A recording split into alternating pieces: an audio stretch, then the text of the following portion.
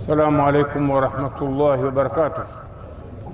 الحمد لله والصلاة والسلام على أشرف الأنبياء والمرسلين نبينا محمد وعلى آله وصحبه أجمعين. أما بعد, ndugu zangu katika imani, napenda kuchukua fursa hii kwa niaba ya uongozi wa taasisi ya vijana wa Ansar kuwapeni salamu za pongezi kwa wana taasisi na Waislamu wote kwa ujumla, na nasema takabbalallahu minna wa minkum. Ndugu zangu katika imani, Allah amejalia kwamba mwaka huu ni katika miaka michache ambayo hii sikukuu ya Idi huwa imejumuisha walimwengu wote kwa ujumla, isipokuwa baadhi ya nchi chache kabisa ndizo ambazo tuambiwa kwamba Idi yao itakuwa ni kesho.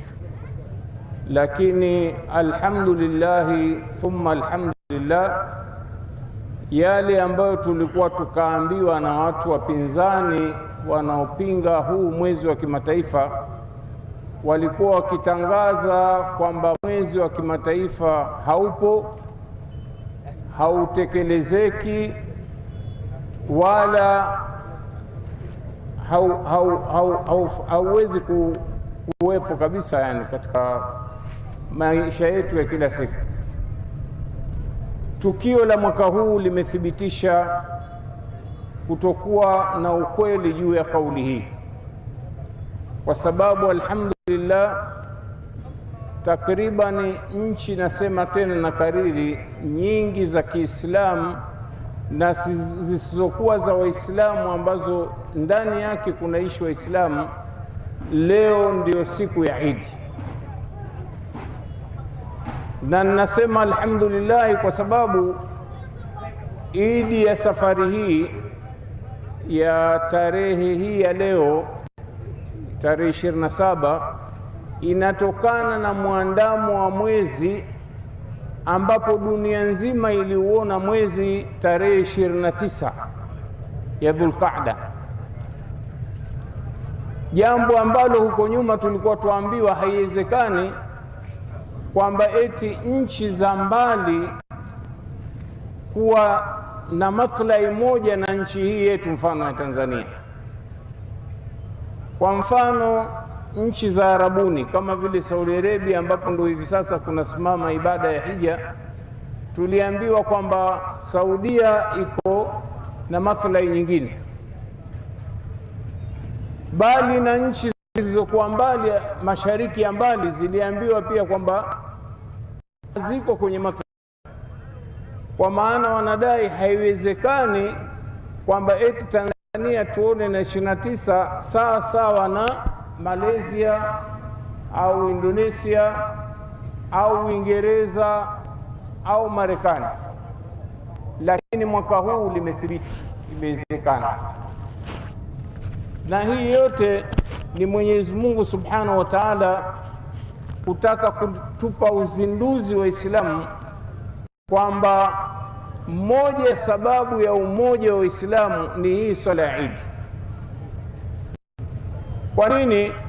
Na ndio maana Mtume sallallahu alaihi wasallam ameijalia kwa maagizo yake Allah Subhanahu wa Ta'ala hii swala ya Eid kuswaliwa viwanjani. Kwa nini siswaliwe misikitini? Kwa sababu misikiti inahudumia watu wa mtaa, watu wa eneo fulani, lakini kiwanja kinakusanya watu wengi wa mji, wanajikusanya pamoja. Hii peke yake inaingiza hisia moja ndani ya nyoyo za Waislamu, na hili limethibiti hivi sasa.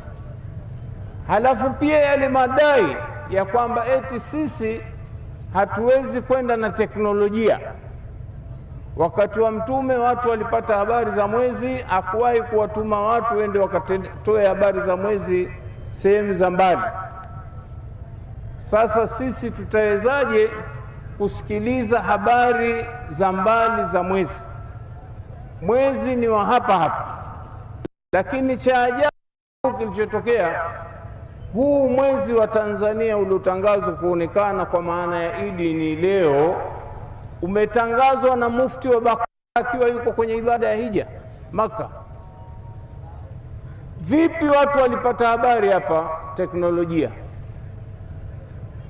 Sasa utawezaje kuikataa teknolojia? Kwa sababu teknolojia ndiyo ambayo inawepesisha kuitekeleza hii dini. Mara nyingi natoa mfano, nasema sehemu kubwa ya mahujaji ulimwenguni hivi sasa wanatumia kipando cha ndege ili kufika Maka kwenye ibada ya hija, jambo ambalo zamani halikuwepo, bali ndani ya Qur'ani wametajwa watembea miguu kwa kiasi kikubwa. Zamani ilikuwa watu wanakwenda kwa miguu na wengine wakipanda wanyama. Angalia Nabii Ibrahimu alivyoambiwa alayhi salamu, alivyoambiwa na Mola wake atangaze hija, akaambiwa waadhin linnasi bilhaji yatuka rijalan wa ala kulli dhamirin yatina min kulli fajjin amik, watangazie watu ibada ya hija, watakujia kwa miguu, watakuja kwa miguu, yaani watakuwa watembea kwa miguu, na wengine watapanda vipando, yani wanyama, ngamia, punda, farasi. Unaona, hakukutajwa gari wala ndege, kuonyesha kwamba Uislamu unakwenda kwa mujibu wa wakati. Wakati umetulazimisha hivi sasa kwenda ibada za hija kwa kutumia vipando vya ndege. Sote tunakwenda na ndege au wengi. Hivyo hivyo habari za mwezi. Zamani Mtume sallallahu alaihi wasallam, kutokana na hali ya teknolojia iliyokuweko zama zake, alikuwa hana uwezo wa kupasha habari watu wa mbali. Kwa hiyo alitosheka watu kufunga na kufungua pamoja watu wa eneo lake. Wakati yuko Madina, ilikuwa habari ni pale pale Madina na sehemu za jirani kidogo. Lakini hatuwezi kukataa maendeleo haya, kwa sababu hao wanaopinga hiyo teknolojia, mwezi ukitoka Dar es Salaam au Tanga, habari zinawafikiaje watu wa Mwanza? Kwa njia ya simu. Teknolojia hiyo utaikataa vipi? Kwa hiyo tukae tukijua kwamba tufanye juhudi ya kuwaunganisha Waislamu. Kuna watu wanapinga, wanasema Waislamu bwana hawezi kuunganishwa na swala za Idi. Itakuwa sasa mnamkosoa Allah na mtume wake, kwa sababu hizi ibada zimeambiwa zifanywe katika viwanja vya wazi, kwa maana vikusanye Waislamu wengi wa mji. Yaani ilipaswa sasa, kama sisi tunaenda sambamba na maagizo ya Mtume sallallahu alaihi wasallam, uwanja pia ungekuwa hautoshi. Lakini kuna watu mpaka leo kwa kufuata madhehebu wameng'ang'ana eti kuswali msikitini ni bora kuliko kwenye viwanja siku swala Eid. Maisha yake Bwana Mtume sallallahu alaihi wasallam kwa Idi alizoswali, kaswali viwanjani au kiwanjani, pamoja na utukufu wa msikiti wake Masjidi Nabawi, lakini aliuacha akaenda kuswali uwanjani.